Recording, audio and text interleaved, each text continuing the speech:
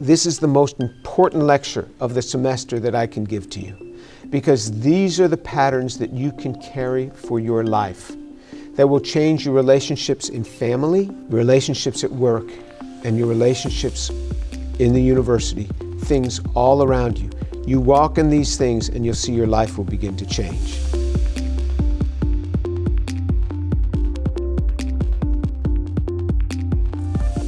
What I'm going to talk about today is propelling your career.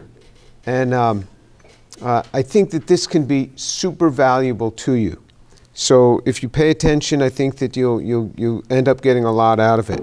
There are three things that motivate people to work hard, and this is not my definition. This is a definition. This is a study that's been done by sociologists, and I give this to graduate students that come in to do their graduate work. And the number three thing, not the number one thing, but the number three thing is money. So what causes people to work hard is, you know, if you're well paid, you work hard. But that's not the major thing. It's actually number three. But what students get in graduate school is they get a better than free education because they get paid. You know, they get paid $30-something thousand a year to go to school. And the reason we pay them is because we have to. So the U.S. has deemed that within the sciences, we need to pay people within the sciences in order to do to get their degrees. I got paid to go to graduate school. Graduate students get paid. If we had them lining up outside, willing to pay, we would accept it. How many people get paid to go to medical school or get paid to go to law school? It doesn't happen. They pay to go to those things. But traditionally, students have not lined up to work in the sciences, and so this is the way it is, and the U.S. is willing to invest in this. But it's a better than free education. The number two thing is affirmation. That you're good at your work. You know, if you're not good at what you do, it's very hard to go to work every day. It's very hard to continue on with this if you know that you just aren't able to keep up. And that people care about you. That you want people to care about your work. That you feel that, okay, people are interested in me. That's the number two thing that gets people to work hard. But the number one thing is this, is that to be part of an effort that transcends you, it will make the world a better place. So if you're working on something where you feel that this work goes beyond you, that what you're doing is going to make the world a better place, then you tend to really get excited about going to work. Or else it can be a grind. So keep this in mind. And so what I like to offer to students is, hey, you know, we're working on all of these environmental issues, we're working on these medical issues, we're working on different sort of things that are going to affect technology, which are going to affect people in general. And so try to get them excited about this. So very soon, sooner than you think, certainly within a decade or so from now, all of you will be leading groups of people. You'll be leading other people. And you'll have to get them to be motivated and work hard. And just keep this in mind. If you can instill in them the importance of this work. So say you're a physician. You want other people that you're training around you to understand from you that, hey, this is important. What we do is critical. I mean, look at the lives that we can save. Look at the lives that we can change by what we do. And you get excited about it. If you're excited about your work, people who work around you will be excited. If you do not believe in the physical resurrection of Jesus Christ, send me an email, tour@drjamestour.org, and we will get together, and I will share with you about why I embrace the resurrection of Jesus. If you're not excited about your work, people around you will not be excited. As a leader, so much transmits from you to the people with whom you work. And I see this all the time. I mean, there's some professors that hate being professors, and I'm like, well, why do you do it? And it shows. I mean, they go in a classroom and it shows. They look at their research and it shows. And so you want to do something you love, and you want that to be transmitted to other people. All right. So this is the vision statement and mission statement for my research group. And I just want you to think about it in the context of what I just told you. So a vision statement is something that's, just remember, vision is values, vision statement, values. It's values-based. So to the students that are willing to work hard, to work passionately, we will offer an exciting chemical and nanotechnology education while striving to maintain a safe laboratory with high ethical standards in research and publications. So this is supposed to reflect values. These are our values. We want it to be a safe environment. We want to have high ethical standards. But the students are going to have to come and they're going to want to work passionately. They're going to have to come and work. And if a student is not interested, it's very hard for me to get them interested. You know, I can try to motivate them a little bit, but if they're really not interested in chemistry, I mean, I sit down with them and I say, hey, what do you enjoy doing? What is it you like? And let's think about how you might go into that field. Do something you like, because it's really miserable going to work every day if you don't like your work. All right, mission statement is something that's metrics-based. And so it's changing the course of humanity by discovering, developing, and deploying 3 world-changing technologies in materials, the environment, and medicine. So we want to affect the world in materials, new materials, in the environment, and in medicine. That's what we want to do. And we want to be deploying in these 3 world-changing technologies in these areas. This is our mission. It's some sort of metric here. Okay, so how can you excel in your career? Well, try the non-traditional things. This is what can really distinguish you. So if you're in the corporate world, be prepared to travel and do whatever you're called upon to learn the company. And I've learned this from CEOs. So I've met with CEOs that are graduates from Rice. They end up with a degree in engineering. And then all of a sudden, not all of a sudden, but over a period of 20 years, or 25 years, they end up as CEOs of very big and important companies. How does that happen in 25 to 30 years, 20 to 30 years run? How does it happen? And what you see is that they were prepared to travel and do whatever it took. Like the one guy I'm thinking of right now, he was transferred to Spain, and he took his whole family. They learned Spanish, they went to Spain, and he stayed there for a few years and then came back to the U.S. You got to do these sorts of things. It's disruptive, but it can be done. And learn the company, learn all these different facets of the company. In academia, try something far outside your comfort zone. So if you're in academics, do something that you haven't been trained in. So I'll give you an example. There was this system that we had built. I had read this paper early on in 1988, the first year that I was an assistant professor. I read this paper that said that if you had molecules that are like this, because silicon is tetrahedral, this molecule is sort of like, you know, this X configuration, this cross configuration. And if you could build molecules like this, it would act as a switching device. It could act as a switching device.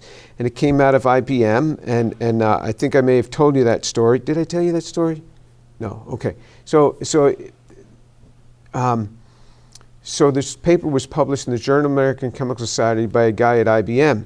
And so I contacted him. You think, oh, well, you know, I sent him an email. No, there was no email in those days. And so you would dial the area code of where his company was, and then 411 within that area code. It's not 911, but 411, and that was information.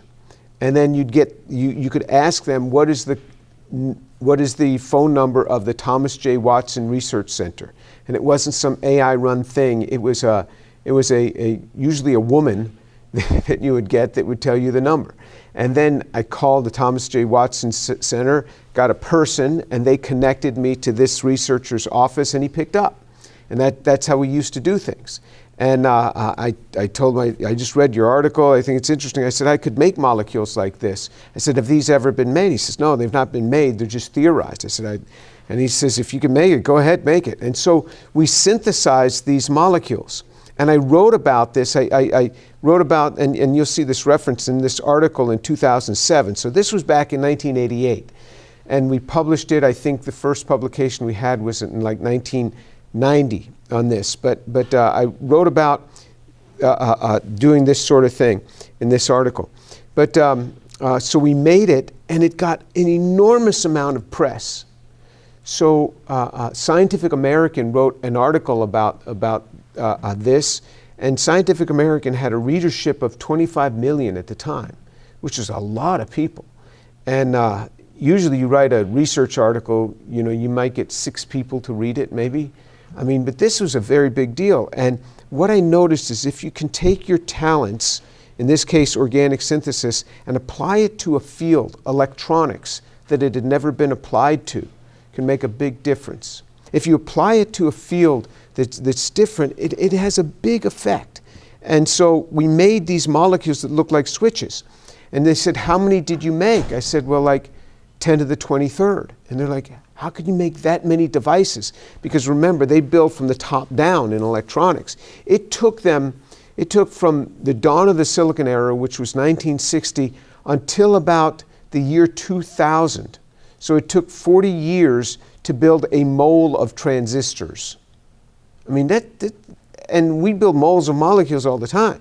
And so it got an enormous amount of press. So when you do something where you bring your talents into a new field, it has a huge effect. So this is what you want to be able to do. So say you are, say you're a cardiologist, and you learn certain techniques in cardiology, and then you can hear about how they're doing surgery in other fields, and you say, hey, we have a technique in cardiology that you could apply over here. That's taking something from one field and applying it in another field. That's what you want to be able to do. And it has a really big effect. The other thing is I want you to learn how to use a pen, how to actually have a pen and just write letters to people. This is really important, to learn to write letters. So write letters by hand and send them by the U.S. mail. Send thank you notes to colleagues and acquaintances, and keep records of it. So I have a list of all sorts of thousands of people that I've written to over the years, that I've written little thank you cards, or I was reading your paper, and it's remarkable. I mean, I wish I would have thought of that. So remember, the most complimentary thing that you can say to a scientist is, I wish I would have thought of that. And you write that to them. And so the people that I meet during the week, I'll go to my office on Saturday mornings, and the first thing I do is I sit down for 15 minutes and just write out a few cards and mail them. Because when people get a card, it really impacts them. It's very different than a text, very different than an email. That a person has taken time. And I will travel all over the world, and I see people that say, hey, you wrote to me. You wrote to me. And sometimes I'll even see it pinned up on their wall, that they've kept it there for years. And I didn't even really remember writing to them. And I remember one guy opened his door and he pulled out my letter. He said, you wrote to me 10 years ago. And this means something to people, and it means something to people because they don't normally get these sorts of things. So this is a big deal. What I tell my students is, when you go out on a job interview, you get the card, or you get the contact information for every person at that place that interviewed you. Every person that took time to meet with you, you get their name and you send them a thank you note. What it does is it immediately elevates you above your peers. They say, wow, this person has got class. That they took the time to write a card and to mail it to me. That will immediately distinguish you. So how can you be distinguished from all these great people that you're competing against? That's one easy way. And so you write cards like that. Another is learn to make friends. Now, I am not naturally friendly. I mean, I'll just stay in my office. I won't even come out. I go in the morning and I come out. I don't even go out. And so I just don't interact with people, and I'm fine. But I have to force myself to interact with people. I mean, different people are different. My wife loves everybody, and everybody loves her. And they love her so much they tolerate me. But But what happens is you've got to try to make friends. And so you work hard to build relationships with influential people in your profession. Just a quick reminder, this organization is run totally by volunteers, but we do have to pay for the production work. If you could help us out by going to give.jesusandscience.org, we'd appreciate it, or you can click in the description box below. If you can't give, we certainly understand, but please just give us a thumbs up and click subscribe. Thank you. And I used to do this. When I was a young assistant professor, I would work very hard to do this.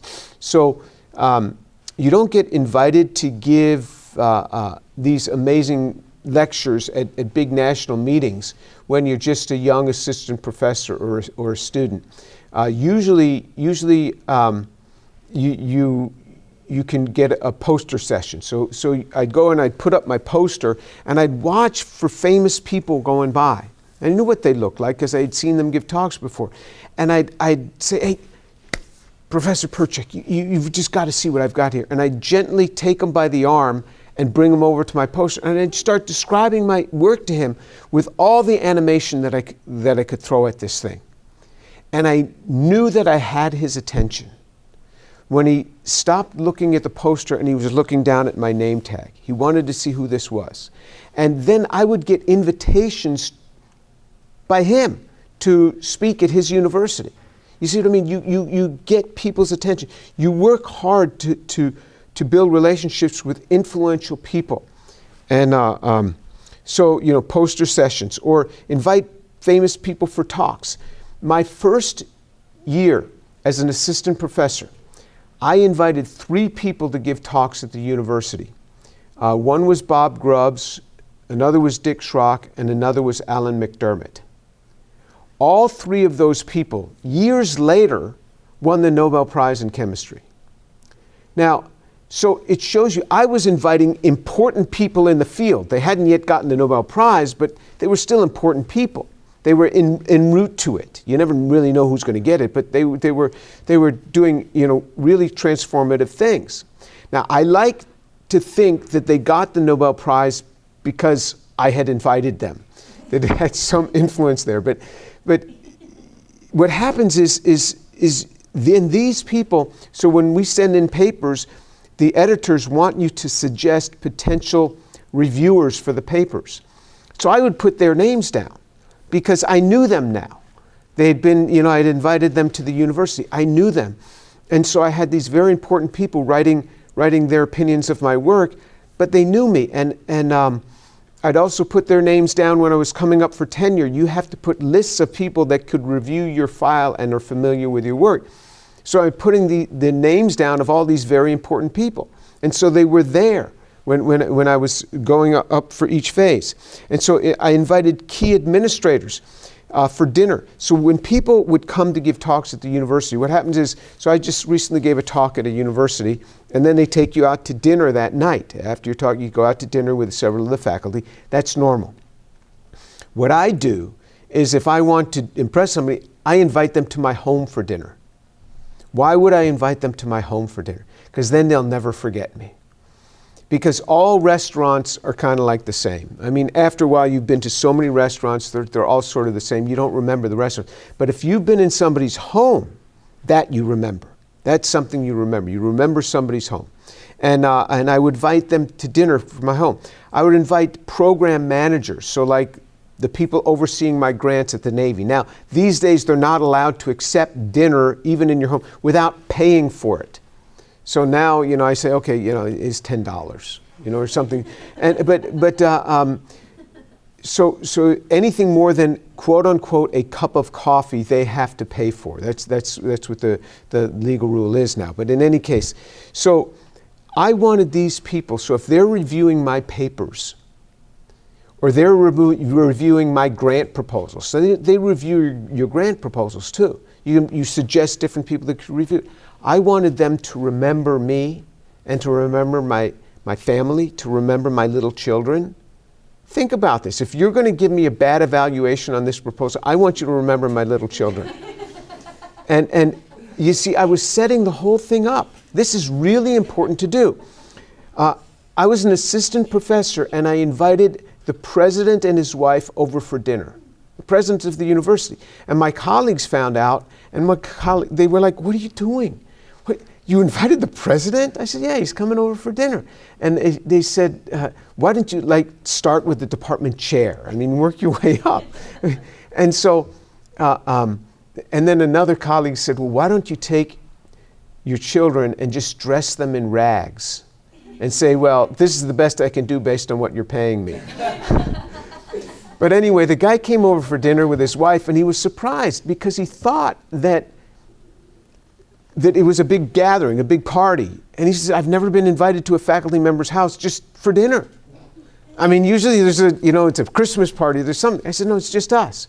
So we ended up having a great time together. And I remember my daughters were collecting Starburst wrappers, and they weren't allowed to just continually eat them. So they could only get like 1 or 2 wrappers a day. But they kept giving them to him, the president, and he kept eating them. And it was just stacking up wrappers for them. So they were excited, and he was enjoying the Starbursts. But then what happened is every time there was like a university function and I'd be sitting in the audience, he'd be up there, he'd say, hey, Jim, we were now friends. We were friends. Anytime we saw each other, we spoke. This is what I'm talking about. There's nothing that stops you from inviting the CEO of the company for whom you're working, or the CEO of the hospital where you're going to be working. Nothing stops you from that. And you get them in your home, they will always remember you. It's not out for dinner, it's to your home. It makes a big difference. I'd invite program managers, corporate leaders to my home for dinner. And then I'd befriend and show kindness to secretaries, custodians, maintenance workers. Look, a secretary can ruin your day. I mean, it's just devastating if you don't get this right. And doesn't mean you got to buy them gifts and everything, but just to take a couple of minutes and to talk to them. And my custodian's name is Maria. When Maria first started working on my floor, I asked her what her name was, and I learned you can always get people's attention if you show interest in their children. I learned this because I did prison ministry for 10 years in a maximum security prison. And if I could never get a man's attention, I would say, do you have children whom I can pray for? They'd right away stop, and they'd give me their attention. Because it doesn't matter who it is, they always want the best for their children. That they want.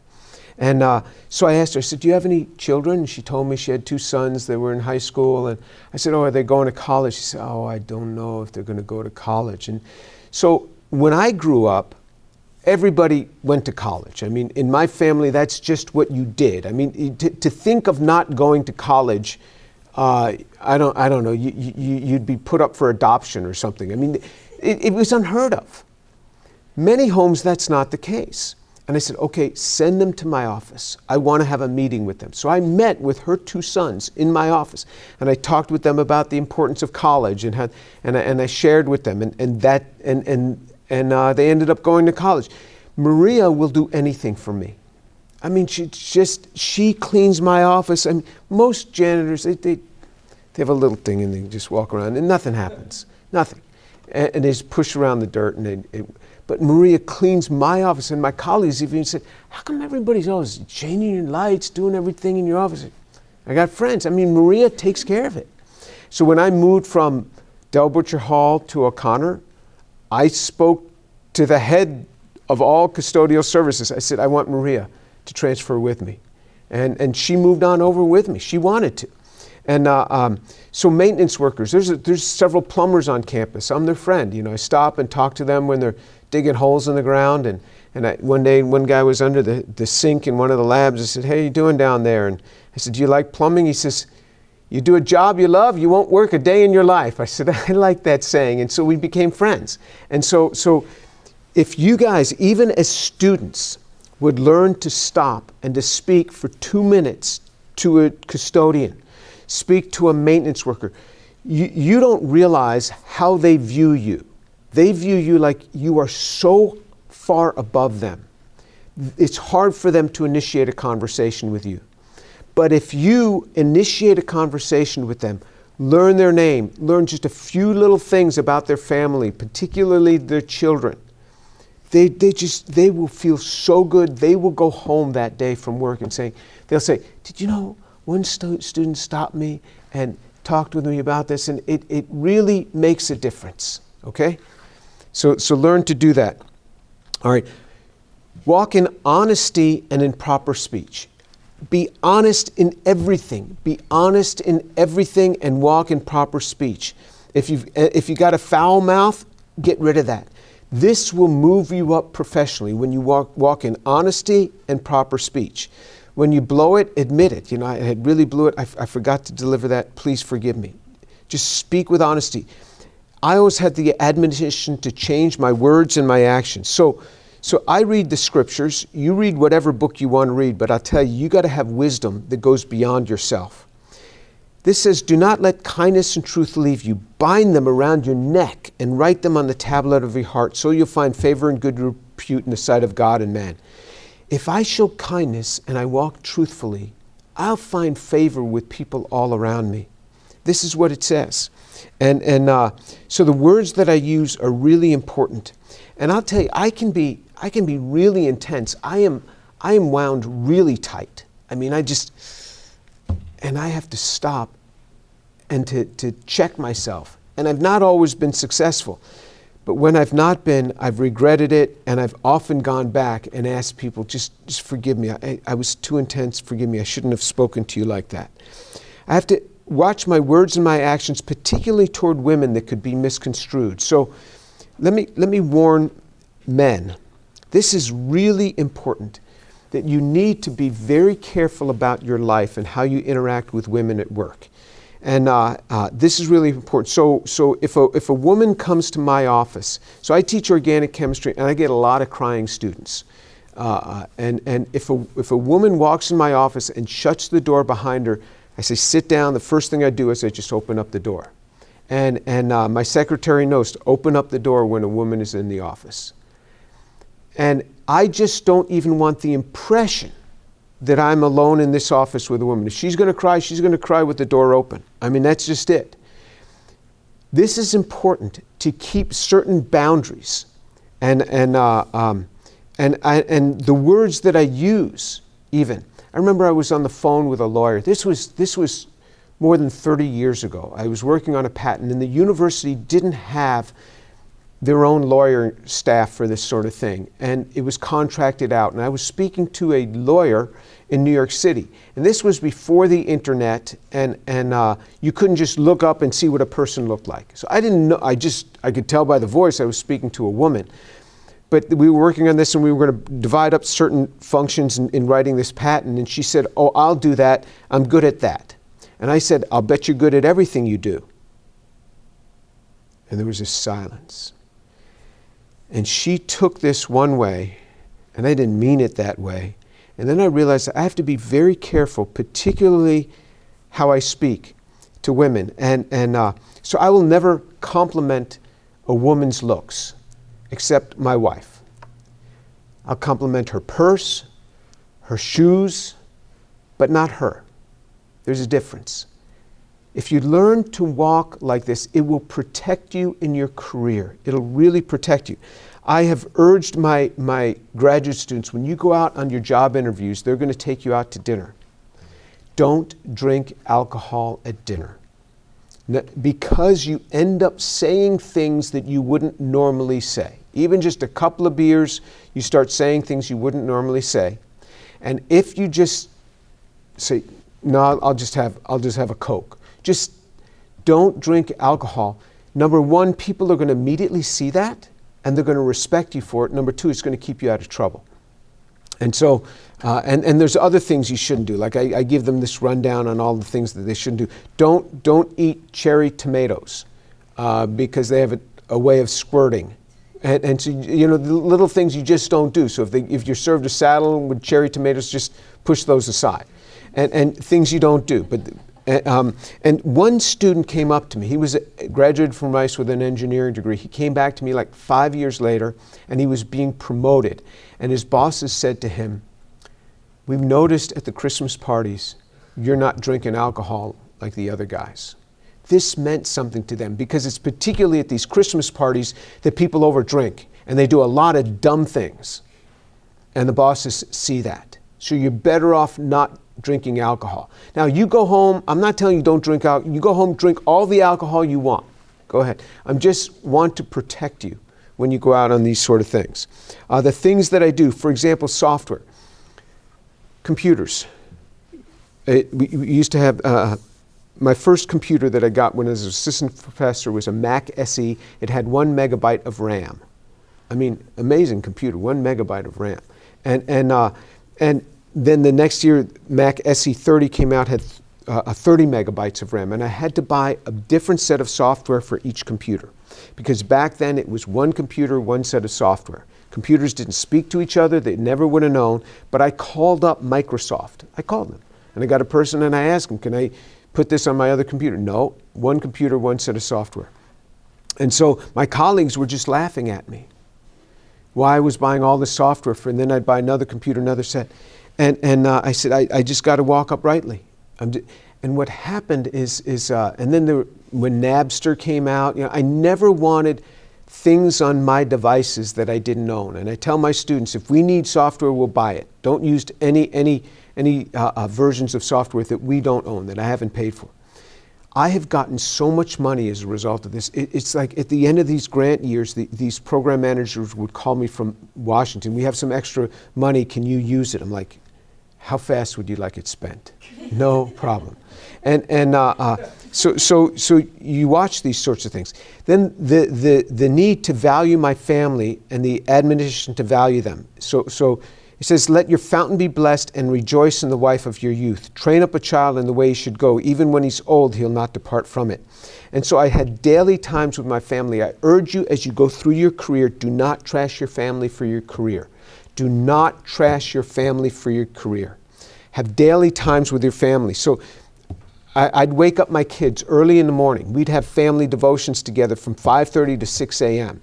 And I'd wake up before that for my own times, but 5:30 to 6, and at 6 I was out of the house. And I'd get the kids up, we'd have family devotions, and then I was out of the house. And I'd leave my house at 6 in the morning, Monday through Friday, but I'd be home at 6 for dinner. And we'd have dinner together. Very important to have dinner together. Lots of statistics. Families that have dinner together, it influences tremendously the stability of the children in the family. We'd have dinner together, and then I'd put the kids to bed, starting with the youngest, working my way on up to the oldest. I have 4 children, and that's just the way we operated. And then put the youngest to bed, and then go to the next one, get them to bed. And my wife already had them bathed and everything, and I just put them to bed and spent a little time with them. And then as they got older, they put me to bed. I mean, this is just the way life works. Disciplined schedule of work time and family time. And my colleagues asked me how. So this is Rick Smalley, who won the Nobel Prize for the discovery of C60 right here at Rice in the mid-'80s. I think it was like around 1985, something like that. And he used to ask me, how do you do it? How do you have this wife that loves you and these kids that are so happy and your group likes you? So how do you do it? This is what colleagues notice about you. It's when they see this in your life. And Rick was, I don't know, he had like 3 or 4 different wives. I mean, as he went along and broken kids, and he admired this. And he came around in the end of his life to seeing this, seeing the importance of this. This is what your colleagues notice. Work hard with a balanced family life. So you got to work hard, but also have a balanced family life. I wrote in this article, they had asked me to summarize my career, and here's what I wrote. You can look it up in JOC, Journal of Organic Chemistry. I submitted 37 proposals in my first 36 months as a faculty member. What does that mean? That means more than 1 proposal a month for 3 years I was submitting. That's a lot of work. And most of those were single principal investigators, since collaborative proposals were less common in those days. On the days of receiving declination of funding letters from the NIH, sadness certainly followed. I'd always call my wife Shireen because she was repeatedly there to reassure me of my self-worth, and my children were still there to call me daddy. Hence, I endeavored to dwell only momentarily on the harsh, sometimes even unnecessarily personal comments of the reviewers. Your family will be your best strength in your career. And so many down days, and I remember calling my wife, and she would say, I know you're going to be successful. I know you can do it. And I needed that encouragement. And I needed somebody to believe in me. And I needed to just go home. And, I wouldn't trouble my kids with my troubles. And they would just jump on me. And that's what I needed. That, okay, it's going to be all right. Life's good. Life is okay. I urge you to value your family and don't see this thing trashed, because I see it all the time in my colleagues. That excelling in their career, they think that, I just got to, no, you have to have your family there for you. Is there a prescription for thriving? He says, oh, how I love your law. It's my meditation all the day. Your commandments make me wiser than my enemies, for they're ever mine. I have more insight than all my teachers, for your testimonies are my meditation. I'd meditate on these things and study this book of wisdom. And it just gave me tremendous assets. I give you an example. 1993, I was invited back to Purdue University to speak. I had gotten my PhD at Purdue. By 1993, I had already become a tenured professor. I started in 1988. After 3 years, I got tenure, which is very fast. After 4, I was promoted to full professor. After 5, I was a chaired professor, which means that somebody's supplementing your salary. That's what a chair means. And so, I was just so blessed so quickly. But I was invited back to give a talk, and as I was reading that morning, it said, truly I say to you, if you have faith and do not doubt, you will not only do what was done to the fig tree, but even if you say to this mountain, be taken up and cast into the sea, it will happen. And I remember I said, Lord, you're really raising my faith. And I just prayed. I said, Lord, I pray that my talk today in that department would be the best talk ever. I said, but Lord, that department's like over 100 years old. How am I going to know it's the best talk? I said, I pray that my professor, the one from whom I got my PhD, his name was H. Nagishi, a Japanese man. Every time I brought him a result when I was a graduate student, he would say, pretty good, for your level. I never got over the man's waist. And I said, I pray that he would just say that it was a super seminar. Something, just say super. Well, here's H. Nagishi. He ended up winning the Nobel Prize in 2010, but in 93 he was just a regular guy. And I got done with that talk, and I knew there was just such a blessing. This guy was sitting right on the front row. He stood up. He goes, super, super, And you just see this tremendous blessing of wisdom that comes by studying these works. And then sitting right behind him was this guy, H.C. Brown. He had won the Nobel Prize in 1979, so he was already a real big shot. Nagishi had worked for Brown. I worked for Nagishi. And H.C. Brown developed the hydroboration reaction, if any of you remember that from organic chemistry. And Nagishi developed the palladium catalyzed cross coupling. So both of those are reactions you learn in 212 if you've taken it. But he was sitting there. He was like in his 80s at the time. And I came down from the podium there, and I shook his hand. I said, thank you for coming to the seminar today. And he held on to my hand. He said, I just want you to know something. That's the best seminar I've ever seen in my life. I said, that's very kind of you to say that, sir. And in typical Nobel Prize winning fashion, he said, I'm not saying it to be kind. I really mean it. And just this confirmation, this blessing that comes. And here's another application. One day I was upset with a colleague, and this one student came to my office and she said, this professor's always saying bad stuff about you. Now, just to give you context, this guy was once in my office, and I started the year before he did. We both had our own tenure track positions. We weren't competing for the same position. And he came in, he put his elbow on my filing cabinet. He looked down at me as I'm working at my desk. He says, I'll get tenure before you ever do. Now, that's an ugly thing to say. It's like walking up to somebody and saying, I'm better looking than you are. Even if it's true, it's an ugly thing to say. And plus I had been there a year longer than him. But anyway, we each started out with a little metal student desk and concrete floor. And within 5 years, I had an inner office, an outer office, a secretary, a big desk, and carpeting, and he still had the little thing. And she said, he's always saying bad stuff about you. And so I went across and I knocked on his door because I really wanted to give it to him. I said, at least don't tell the students this stuff. You got a problem with me, talk to me. Anyway, as I stood outside his door, I remembered this verse that I was memorizing with my kids. But I say to you here, love your enemies, do good to those who hate you, bless those who curse you, and pray for those who mistreat you. So I dedicated, he wasn't in, and I'm standing outside his office and I'm thinking about this verse. So I'd go to the chapel every day and I'd pray. And I'd pray for his work. And his work just started taking off. Within a year and a half, he had an NIH grant, he had an NSF grant, and he did so well, he got an offer from another university and he left, and I was so happy. You know? It's like God just took care of everything. Let me get through some other things here. Do good deeds. Do good deeds. This will bless your life so much if you do good deeds. It's written, she has been given the finest of pure white linen to wear, for the fine linen represents the good deeds.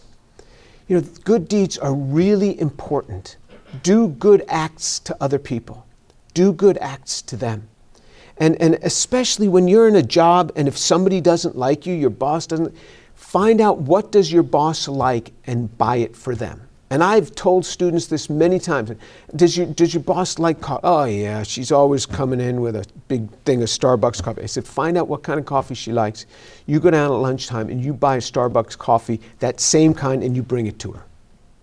And this young lady did it. She said, it changed her totally.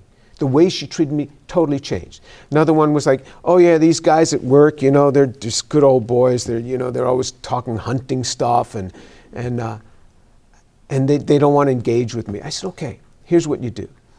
Go down and buy some hunting magazines and come and bring it to them. Give each of them a different hunting magazine. And at Christmas, buy each of them a hunting knife. I mean, men love knives, especially guys who like hunting. You can never have enough knives. It's like, you know, it's not like, oh, I already have one. No, every guy who hunts loves another knife. And she did that. She said, I'm one with them. They treat me so much different now.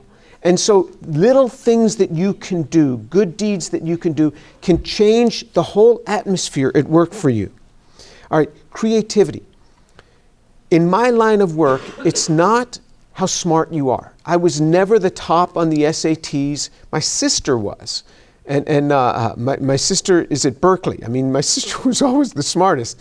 And my brother and I were just regular people. And you know, whenever I get into a classroom, the teacher expected me to be as smart as my sister, and they were always let down. But it's not how smart you are. It's how creative you are. That's what wins. It's how creative you are. And it says, see, I have called by name Bezalel, the son of Uri, the son of Hur of the tribe of Judah. I have filled him with the Spirit of God in wisdom, in understanding, in knowledge, and in all craftsmanship. That wisdom, understanding, and knowledge can come from outside. And I said, Lord, fill me with this. And you can find tremendous blessing. You just seek this for yourself, seek this for the people that work with you. Creativity is the key. And so here's an example. So in October 9th, 1903, the New York Times, it was written, quote, the flying machine which will really fly might be evolved by the combined and continuous efforts of mathematicians and mechanicians in from 1 million to 10 million years. That was the New York Times projection of when people would be able to build flying machines. Orville Wright's diary on October 9th, 1903 was written this: we started assembly today. I mean, this is a big difference. This is a big difference.